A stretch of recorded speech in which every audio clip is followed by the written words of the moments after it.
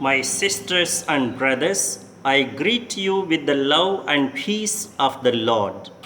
I invite you to meditate together with me on the holy word of God of 11th July 2020. The focus of our reflection is our human fragility shall not be a reason to lose sight of our dignity. Rather, it shall be the trigger and impetus to strive to rise above, to reassume our original dignity.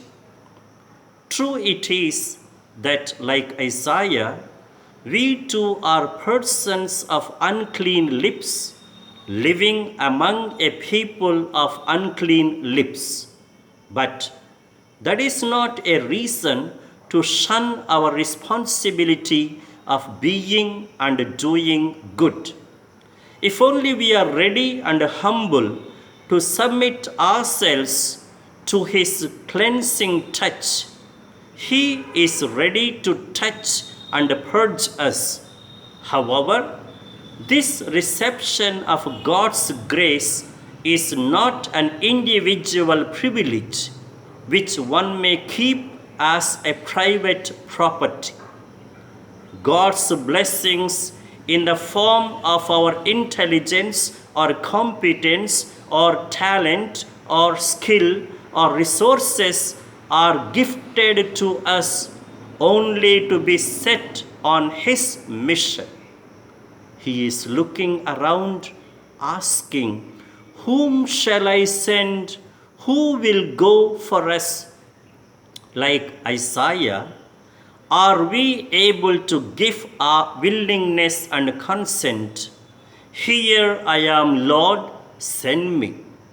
Of course, it will not be a smooth sailing. There will be always evil forces that threaten even to kill our bodies. But that shall not deter us from our focus, from our journey.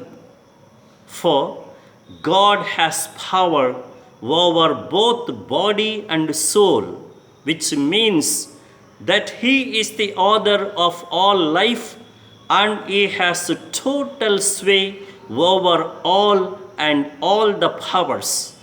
Further, we are of immense worth in God's sight, far more precious than the little sparrows, which God cares even though they are so small.